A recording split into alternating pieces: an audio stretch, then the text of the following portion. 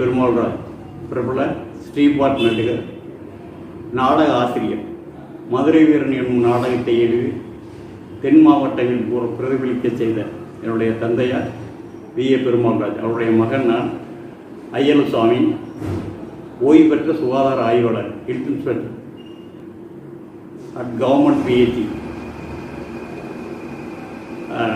எனக்கு சிறு வயதிலிருந்தே என் தந்தையாரின் நாடகத்தை பார்த்து கூட போய் பார்த்த அனுபவம் உண்டு. அதனால் நான் நாடக ரசிகன். என் தந்தையாருடைய நாடக குழுவிலே நீண்ட காலமாக என் தந்தையார் 1968 வரைக்கும் 42 68 வரைக்கும் நடித்தார். 13 வயதிலிருந்து 68. அப்பொழுது நாயாருடைய குழுவிலே, என்னுடைய தந்தையாருடைய குழுவிலே நாட்டிய நடிகையாகவும் பின் ராஜ நடிகையாகவும் நடித்தவர் திருமதி எம்.எஸ். சவுந்தரத்னம் அவர்கள். என் தந்தையார் வேடமிட்டது போலவே அவரை போலவே நடித்து பேசி பாடி பழக்கப்பட்டவர். அவருடைய பாட்டு இனிமை என் தந்தையாரே போல்வார். அவர் பாடாததுக்காகவே ஏராளமான ரசிகர்கள் அவருக்கு நாடகத்துக்காக இருப்பார்.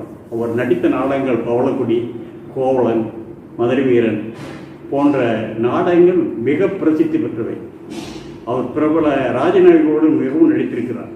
Dindigul TN. Nagarajan, TM. Thangappa, Mettupatti MS. Muthukrishnan போன்ற பெரிய பெரிய ராஜநடிகளோடு நடித்து பழக்கப்பட்டவர். இங்கே மதுரையில் உள்ள மஜித், எஸ்.என். சுந்தரராஜன், நாராயணமூர்த்தி போன்ற பிரபல ராஜநடிகளோடு நடித்து பிரபலமானவர். அவர் 1995க்கு பின்னால் நடிக்கவில்லை. அவர் நடிக்கும்போது அவர் நடித்த நாடகங்கள் பிரதிவானமே பவளக்குடி. பவளக்குடி என்றால் அல்லி என்றால் அப்படி இருக்கும் அவர் நாடகத்தில். அதே மாதிரி என்ட்ரன்ஸ் பாடி வரும்போது அவருடைய பாடல், வில்லிவுட்டன் பாடல் நிறைய மிகவும் அழகாக இருக்கும். அந்த பாடல் பாடி வந்தவுடன் மேடையில் யாராவது மாலை அணிவிக்க வந்தார்னா, மாலை எடுத்தோன்னா மாலை அப்படின்னு ஆரம்பிச்சோன்னா அந்த மாலை என்ன மாலை அப்படின்ற ஒரு பாடல் இருக்கும். அந்த பாடல் அப்படியே பாடுவார். ரங்க மேடையில மாலையாக தனக்குன்னு ஒரு பாணி ஏற்படுத்தி கொண்ட எம்.எஸ். சங்கரத்ன அக்கா அவர்களுக்கு ஊர் பொதுமக்கள் சார்பாக அந்த மலர் மாலையை மாணிக்க மாலை ஆக்கி விடுறேன்.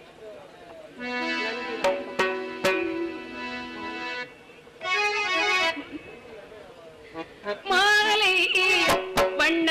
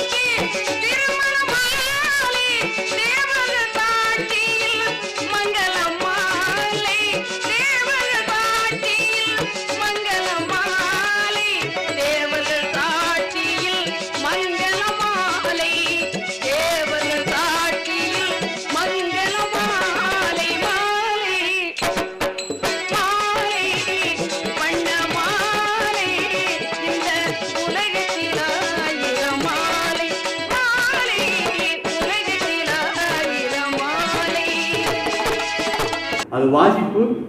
அப்போ பிரபல ஹார்மோனிஸ்ட் அப்போல்லாம் கோவிந்தராஜ் ஐயர், கேசவன், நிறைய கே.எஸ். மோகனம் போன்ற நல்ல பக்கவாத்தியங்கள் இருக்கும். அவர் குரல் இனிமைக்காகவே கூட்டம் கூடும். அவரை அனைத்து நாளும் நடிப்பார். முறைப்படி கதைப்பாடல்களை இனிமையான காட்சிக்கு தகுந்த திரைப்பட பாடல்களையும் பாடும் வல்லமை பெற்றவர். அவர் நம்மோடு இப்பொழுது இல்லை. அவர் 2010 தான் மறைந்தார். அவர் சொந்த ஊர் வேடத்தந்தூர், திண்டுக்கல் மாவட்டம் வேடத்தந்தூர் வட்டம் வேடத்தந்தூர் நகரிலே பிறந்தவர். அவருடைய உறவினர்கள் தான் பிரபல ராஜநடி ஐ. விஜயா, பாலாமணி போன்ற நடிகைகள். வேடத்தந்தூர் தான். அந்தரத்னாவை பார்த்து நடித்தவர்கள் எத்தனையோ பேர். என் தந்தையாரை பார்த்து நடிப்பு கற்றுக்கொண்டு ஏராளமான நாடகங்களில் நீண்ட நாடகமாக நடித்தவர். அவருடைய கணவர் எஸ்ஜி சர்க்குணப்பா என்றவர் பிரபல ராஜ நடிகர். அந்த சர்க்குணப்பா பெட்டியும் ஹார்மோனியம் வாசிப்பார். சிறந்த ராஜ நடிகர் உடன் இருந்தார். உடன் இருந்தார். அவரும் அந்த அம்மா அங்கிரத்தன் அம்மையார் இறக்கிறதுக்கு முன்னாலேயே ஒரு 5 வருஷத்துக்கு முன்னால் அவர் இறந்து விட்டார்.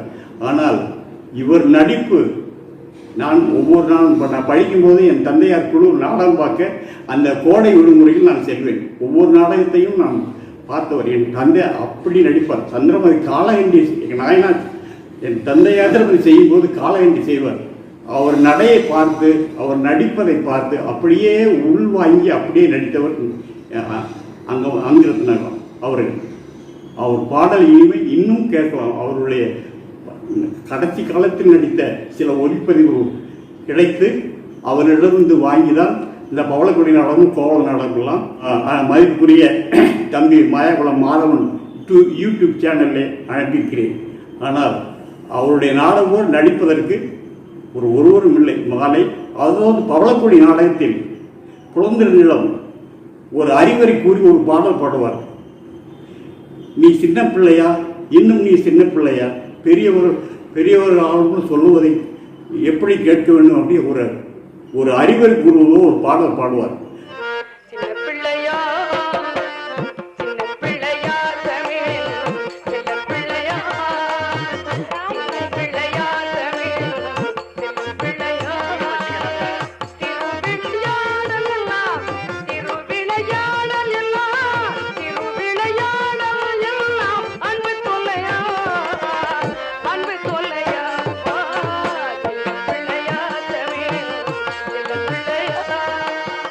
அதையெல்லாம் யாருமே இப்போ பாடுவதில்லை. அவருடைய திறமைக்கு ஆன ராஜ நடிகைகள் யாருமே கிடையாது. அவரை நினைவு கூறுவதில் நான் மிகவும் மகிழ்ச்சி அடைகிறேன். அவர் நடிப்பு பாடல் யாருமே பாட முடியாது. அவ்வளவு இனிமையாக பாடக்கூடியவர். கேளுங்க.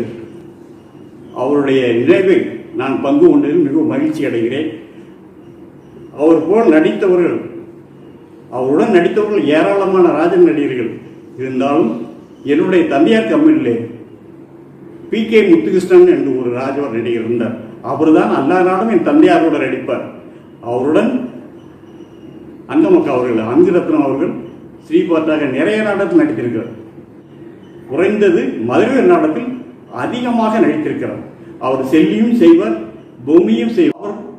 அவருடைய குடும்ப வாரிசுகள் யாருமே நடிக்கவில்லை. இருந்தாலும் அவருடைய மகன்கள்லாம் வேடந்தூரிலே நல்லா இருக்காங்க. ஒரு மகன் ஆசிரியராக இருக்கிறார். ஒரு மகன் PWD யூனியனில் பெரிய கான்ட்ராக்டாக இருக்கார். ஒரு அரசியல்வாதியாக இருக்கார். நல்ல சொந்த வீடு கட்டி அனைவரும் இருக்கிறார்கள். நான் நிறைய அவர் வீட்டில் குடும்ப பழக்கம் நான் போயிருக்கிறேன். அவங்க வேடந்தூரே என் தந்தையார் அனைவருக்கும் சொல்லிக் கொடுத்து அவர்களெல்லாம் பெரிய நடிகை ஆனவர்கள். என் தந்தையார் நான் 1968க்கு பின்னால் என் தந்தையார் நடிக்கவில்லை. அக்கா அவர்கள், அங்கமக்கா அவர்கள், அவர் நடித்தது 1995க்கு முன்னால் அவர்களும் நிறைய நாடகத்திற்கு போவதில்லை இருந்தார்கள். 2010 ஒரு சில ஆண்டுகள் உடல்நிலை சரியில்லாமல் இருந்து 2010 மறைந்தார்கள். அந்த மறைவுக்கு நானும் சென்றிருந்தேன். அவருடைய நடிப்பு இன்னும் நினைவுகூறத்தக்கவை. பவளக்குடி கோவள நாடகத்தில் நான் பிரிவு சீனில், அதாவது கோவளம் சிலம்பிக்க போகும்போது பிரிவு சீனில் அப்படி பார்த்து அப்படி நடிப்பார். அதே மாதிரி என்ட்ரன்ஸில் மாதவியாக வந்து அப்படியே நடனம் ஆடும் பொழுது அவர் மாதிரி மாதவி வேடம் கூட நாள் அப்படியே பரதநாட்டியம் ஆடுவார். அப்படி இருக்கும். அந்த நாடகங்கள் போது கோர்வையாக பாடல்களை பாடக்கூடிய, சமயோஜிதமாக பாடி பேசக்கூடிய ஒரு நடிகை இக்காலத்தில் யாருமே கிடையாது. அதை நினைவு கூறுவதில் நான் மிகவும் பெருமை அடைகிறேன்.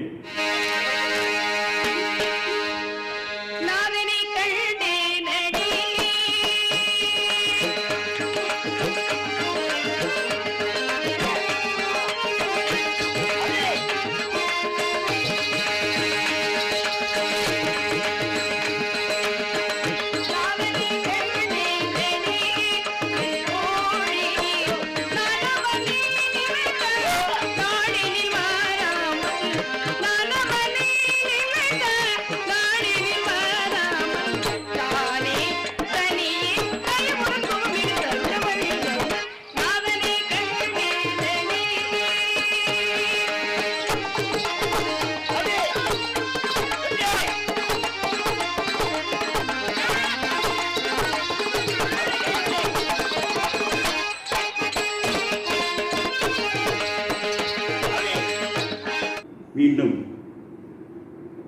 நாடகம் பார்த்ததை நினைவு கூறி என்னுடைய சிறிய பேட்டியை முடிக்கிறேன். வணக்கம்.